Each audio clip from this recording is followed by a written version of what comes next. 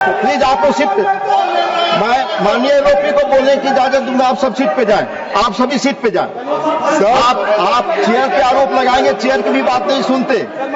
आप चेयर पे आरोप लगाते हैं, चेयर का पक्ष नहीं सुनते। पंडित जवाहरलाल नेहरू जी का कोर्ट में कर रहा हूं। Renuka ji please go back to your chair. एक मिनट, आप सीट पर जाएं, आप सभी सीट पर जाएं। माननीय एलओपी को मैं बोल रहा हूं, प्लीज प्लीज। आपका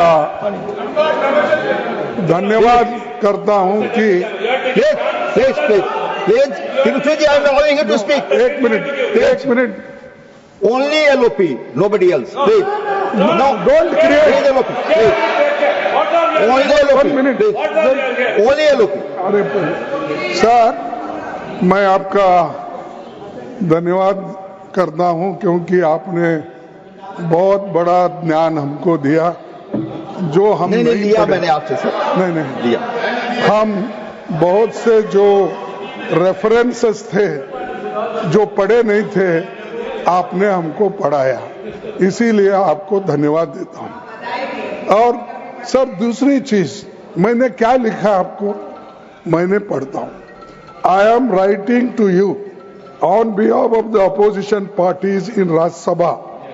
we are astonished and shocked at the manner in which CISF personnel are made to run into the well of the House when the members of the exercising their democratic right of protest. We saw this yesterday and we saw this today, as well as has our parliament being reduced to such a level. This is most objectionable and we condemn it unequivocally. We expect that in the future CISF personnel will not come trooping in the well of the House when members are raising important issues of public concern. ये इतना ही लिखा और मैं आपको letter भेजा। Naturally, to inform every members, it is not possible. So I gave press note that I have written like this. One thing, sir, shall I ask you? In last time when Jaitley ji was upper house LOP and Sushma Swaraj ji was Lok Sabha LOP, what they said? उन्होंने क्या कहा? उन्होंने ये कहा disturb करना ये भी एक डेमोक्रेटिक प्रोसेस को स्ट्रेंथन करने का। और ये कोई प्लीज बोले ना, एलओपी जी को बोले प्लीज। वो ये कोई बड़ी बात नहीं, ये डेमोक्रेटिक वे में ही हम प्रोटेस्ट कर रहे हैं और ये करते रहेंगे, ये हमारा राइट है। ये उन्होंने कहा तो अगर मैं लेटर लिखा, आपको इतना क्यों ऑब्जेक्शन? टू सेव बोलिए एलओपी बोलिए, आपने बोल दिया। To safeguard the interest outside the parliament. सारी बातें आउटसाइड हाउस में गई थी, मेरा दायित्व था आपको बताना। CISF को अंदर लाते हो, मैं फिर CISF को अंदर क्या हम टेररिस्ट है? ये पहले तो यहाँ के stop parliament security service connected. It was parliament security service, nothing is going on record. I will come on 267।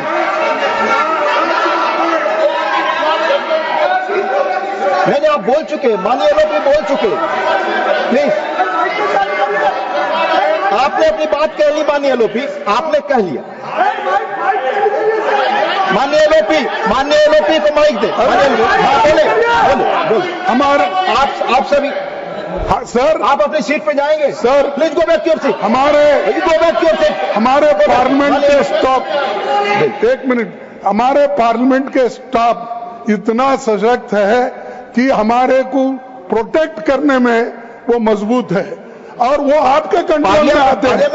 लेकिन आप पुलिस को लाके, मिलिट्री को लाके यहाँ हाउस चलाना चाहते हैं। I want to correct you. House चलाना चाहते हैं।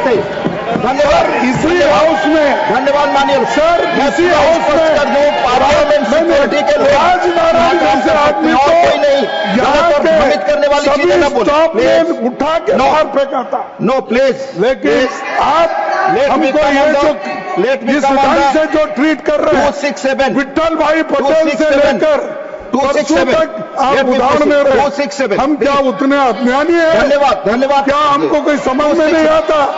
यहाँ तो इसीलिए ये चीज को मैं कंडम करता हूँ, प्रोसीडिंग से निकाल दीजिए। आई वांट टू क्लैरिफाई इसीलिए पार्लियामेंट सिक्योरिटी सर्विस के लोग ही इंटर कर सकते हैं और हमेशा आते हैं जब जरूरत पड़े। I want to fit given it should be removed from the proceeding.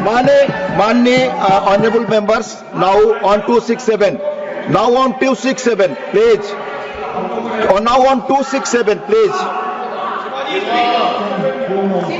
34 notices have been received under Rule 267.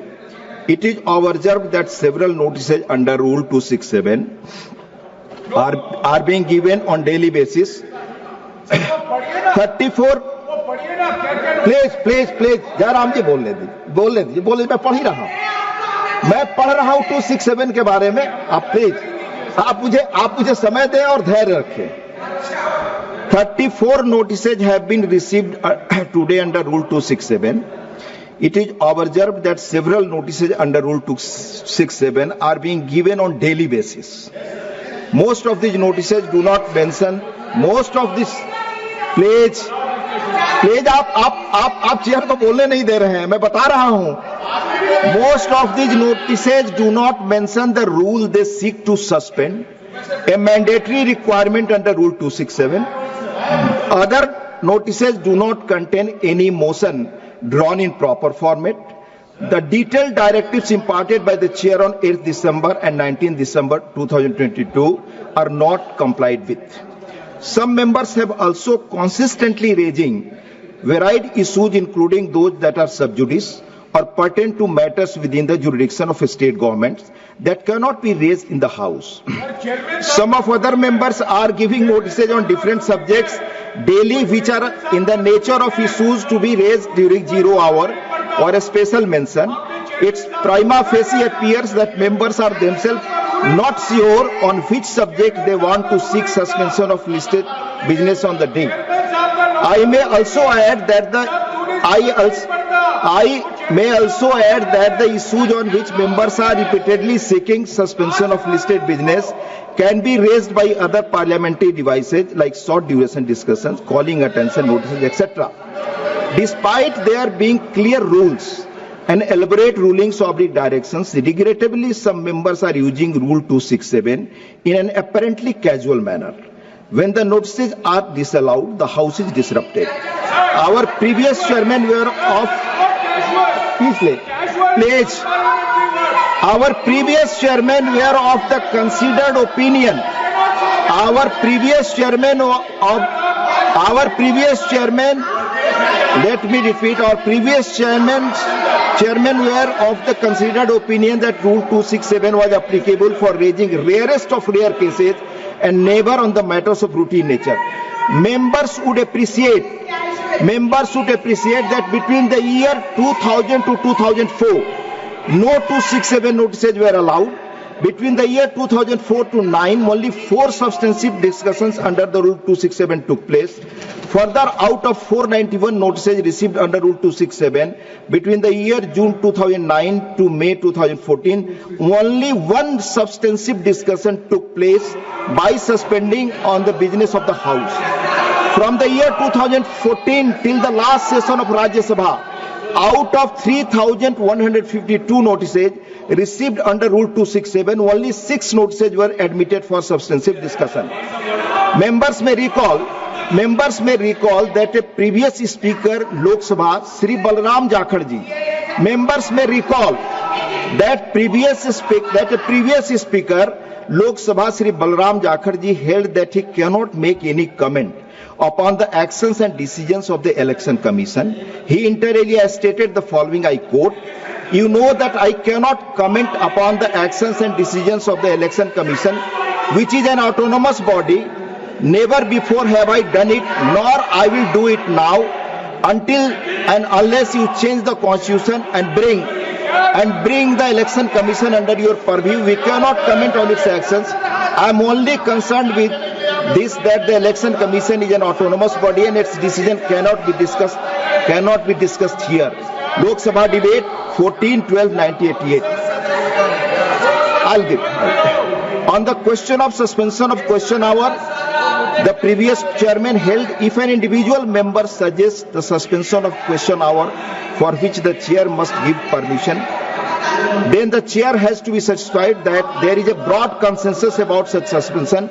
Members may recall that on 18 December 2014, during the question hour, when members raised the issue of notice of the suspension on the question hour, under Rule 267, the chairman stated, I quote, for Rule 267, I quote the then chairman of 18/12/2014 ruling. For the Rule 267, I will tell you precisely that you have to do. If you give a notice under the Rule 267, the notice has to be accepted by the chair. That is point one. Let me list out the rest to you. Then a motion has to be moved. Then a motion has to be carried. Only then can you discuss something which is not in the listed business. The position of the chair is clear that if an individual member suggests the suspension of rule for which the chair has to give permission, then the chair has to be satisfied that there is a broad consensus about such suspension. मैं rule स्थिति बता रहा हूँ, please सुन लीजिए. आप जिसके लिए agitated हैं, मैं रूल स्थिति बता रहा हूँ. Regarding raising of sub judice matter, restriction has been self-imposed by the Parliament in consideration of the fact that deliberation in a house on a matter which is before the court might influence the later, and thus the sub judice rule has found a place in the rules of the both houses of Parliament. As per the provisions in the rule of procedure and conduct of business in the Council of States, Rajya Sabha, any matter which is under adjudication by a court of law having jurisdiction in any part of India cannot be raised in the House in any form such as questions, motions, resolutions and special mention, or referred to in the House during any discussion or debate. Rule 47(2), 157(5), 169(8), 180(b)(6) and 238(1) respectively. Members may recall that they cannot refer to any matter of fact in which a judicial decision is pending. The observation of the chair is one such matter is under. On 15th March 1972, while Sri Niren Ghosh was going into the details of case which was sub judice, Sri Pranav Kumar Mukherjee objected and said that a case which was sub judice could not be brought into before the House in any manner or form. The deputy chairman upheld his view and observed, if it is sub judice, you should not refer to it. Rajya Sabha debate 15/3/1972. It is well established that any discussion on matters pending adjudication before courts of law should be avoided on the floor of the House, so that courts function uninfluenced by anything said outside an ambit of trial in the chair in one such matter is under. On 25 November 1986, Sri K. Mohanan wanted to raise a question with regard to the decision of the court in Kerala. He said that Mr. Justice Sukumaran of the Kerala High Court, in his verdict, has stated in the Electricity Minister Sri R. Balakrishnan Pillai had violated his oath of office and his reappointment as Minister of State was unconstitutional. The chairman observed, I quote, from Rajya Sabha debate 25/11/1986. Now I must stop. The point is this, as I have understood the matter, the Kerala High Court has said that this has not been referred to the Division High Court. The Kerala High Court has said that this has been referred to the Division Bench of Kerala High Court to advise them whether it has powers under Article 226 of the Constitution on the matter raised. Therefore, it is again fully sub judice and no decision has been taken. I am afraid I cannot allow this discussion. Therefore, I say I rule this out. Rajya Sabha debate 25/11/86. Members therefore are requested not to use Rule 267, more like a device being in the nature of adjournment motion rather than a motion for suspension of rules. Like Lok Sabha, there is no provision for adjournment motion in Rajya Sabha, since none of the notices received under Rule 267 are in adherence to the requirement of the rules as initiated in past, I am not admitting these notices. माननीय संसदीय मंत्री, please. Leader of the house, क्योंकि respond करना होगा, LOP को आपने बोलने का मौका दिया। मैं सर से एक चीज क्लैरिफिकेशन के लिए पूछना चाहता हूं। लीडर ऑफ ऑपोजिशन बहुत वरिष्ठ है, मल्लिकार्जुन खड़गे जी ने जो सवाल उठाया, स्पेसिफिक उन्होंने कहा कि सदन में मिलिट्री आदमी लाएगा, सीआईएसएफ के जवानों को लाया, दिल्ली पुलिस को लाया। तो मैं ये पूछना चाहता हूं, क्योंकि ये रिकॉर्ड पर क्लियर है कि सदन में सिर्फ मार्शल ही आ सकता है और उस दिन भी मार्शल ही थे, तो लीडर ऑफ ऑपोजिशन ने जो मिसलीड किया और यहां गलत तथ्य यहां सामने में रखा, आपको भी पत्र लिखा है, तो इतना सीनियर लीडर और सदन में लीडर ऑफ ऑपोजिशन जब गलत पत्र लिखते हैं चेयर को और गलत तथ्य रखता है, तो उसके लिए क्या कार्रवाई होना चाहिए? नहीं तो हर एक सदस्य गलत बात लिखेंगे। ये रिकॉर्ड में भी गया है। कल से मैं देख रहा हूं कि न्यूज़पेपर में भी, टेलीविजन में भी ये बात को दोहराया गया है। सिर्फ मल्लिकार्जुन खड़गे जी सिर्फ नहीं, ऑपोजिशन के कई लोगों ने कहा कि यह मिलिट्री पुलिस सीआईएसएफ लेके आया है, जबकि ये गलत है। जो भी इस सदन में आते हैं वो मार्शल ही होते हैं। फिर इस तरह से गलत बात करके इस सदन के गरीबों को गिराने का काम बिल्कुल नहीं होना चाहिए। मेरा तरफ से आपके माध्यम से एलओपी पूरा ऑपोजिशन पार्टी को मैं अनुरोध करना चाहता हूं। माननीय लीडर ऑफ द हाउस कुछ कहना चाहते हैं? Please go back your seat, please let him, I will give Trichy ji, please seat, I will give sir कुछ नहीं, वो ठहरे हुए थे, वो तो बोल रहे थे, तो सेम लॉ उनको भी एप्लीकेबल होता है। जी सर, मैं आपसे पूछना चाहता हूं, क्योंकि आप ही मेरे नेता है, वो नहीं है।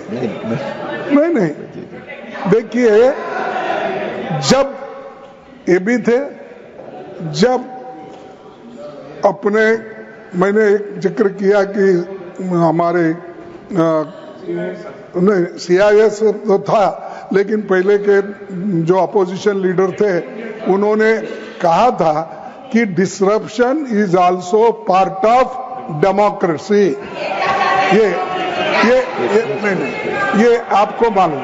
और दूसरी चीज साहब, सीआईएसएफ जो आपने लगाया है, फिर संशोधन कराओ, सीआईएसएफ नहीं है।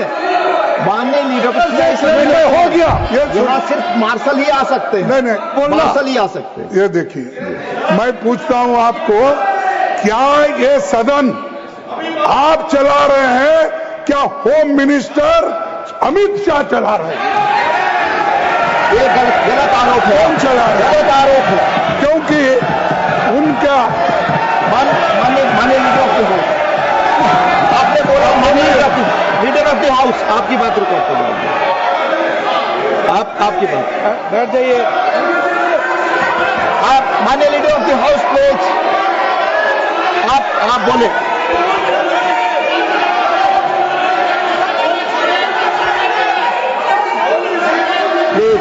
प्लीज माननीय लीडर ऑफ द हाउस, आप। उपसभापति जी, आज का दिन बहुत ही ऐतिहासिक दिन है, बहुत ही ऐतिहासिक दिन है,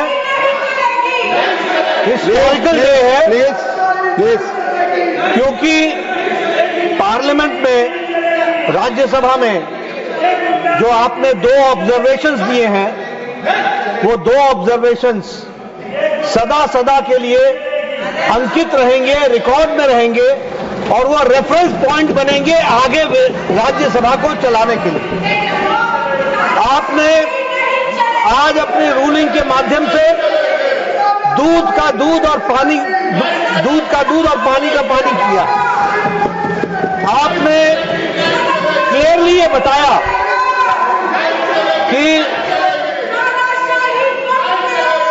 आपने, अरे सच्चाई सुनने की ताकत नहीं होती तो यही शब्द निकलते हैं। आप बोलो। मैं ये कह रहा था कि आपने बखूबी इस बात को स्पष्ट किया कि प्रोसीडिंग्स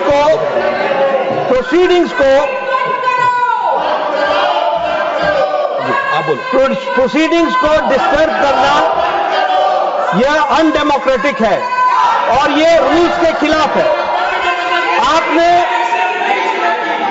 31 जुलाई को, 28 जुलाई को, 25 जुलाई को और 1 अगस्त को उन घटनाओं को उद्धृत किया जो प्रजातांत्रिक तरीके से हाउस को चलने में बाधक है। और आपने ये बताया कि जब कोई स्पीकर बोल रहा है, अब मैं यहां से बोल रहा हूं, अगर मेरे बगल में आकर के कोई खड़ा होकर के नारे लगाएगा, this is not democracy, this is not house working, ये काम करने का तरीका नहीं होता। मैंने कई बार कहा, ओ मैडम जी सुन लीजिए, मैंने इन लोगों को कई बार कहा, 40 साल से ज्यादा ऑपोजिशन में रहा हूं, कुछ मेरे से ट्यूशन ले लो, मैं बता दूंगा ऑपोजिशन कैसे करना आता है। अभी नए हो, अभी तो 10 ही साल हुए हैं, अभी 30-40 साल रहना है, मेरे से ट्यूशन ले लो, मैं बताऊंगा आपको ऑपोजिशन कैसे होती है। दूसरी बात, जो माननीय लीडर ऑफ ऑपोजिशन ने कहा कि डिस्टर्बेंस करना, ये अरुण जेटली जी ने कहा था, मैं फिर कहता हूं, डिस्टर्बेंस के बहुत से तरीके हैं, इसलिए हमसे ट्यूशन ले लो। लेकिन इन डेमोक्रेसी अगर आप लाठी भांजे और आपकी लाठी मेरे नाक को लगे, तो your democracy ends where my nose starts, that you have to understand. और इसलिए मैं बोलना चाहता हूं कि इनकी डेमोक्रेसी वहां समाप्त हो जाती है जब वो अपने स्थान को छोड़ करके किसी व्यक्ति को, जिसको बोलने का अधिकार है रूलिंग पार्टी में, उसको डिस्टर्ब करते हैं, उसके बगल में नारे लगाते हैं। ये अनडेमोक्रेटिक भी है, this is not disturbance, this is anarchism, और ये एनार्किज्म करने की कोशिश करते हैं, इसको हमको समझना चाहिए। तीसरी बात,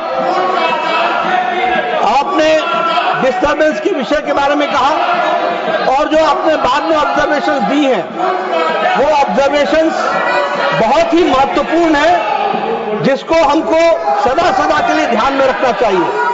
any person who is in the house to maintain discipline and decorum by the order of the chair is a marshal. He is not any member of any paramilitary forces. He is considered to be a marshal and that is why he is here. तकलीफ इनको इस बात की है कि इन्होंने discipline को जब लागू आपने किया तो इनको जो एनार्किज्म करने का छूट थी उसको आपने रोक लगाया। उसके लिए मैं आपको बहुत बहुत धन्यवाद देता हूं। और साथ ही जो ऑब्जर्वेशंस आपने दी हैं वो ऑब्जर्वेशंस बहुत सही हैं, हिस्टोरिकल हैं, रेफरेंस के काम आएंगी।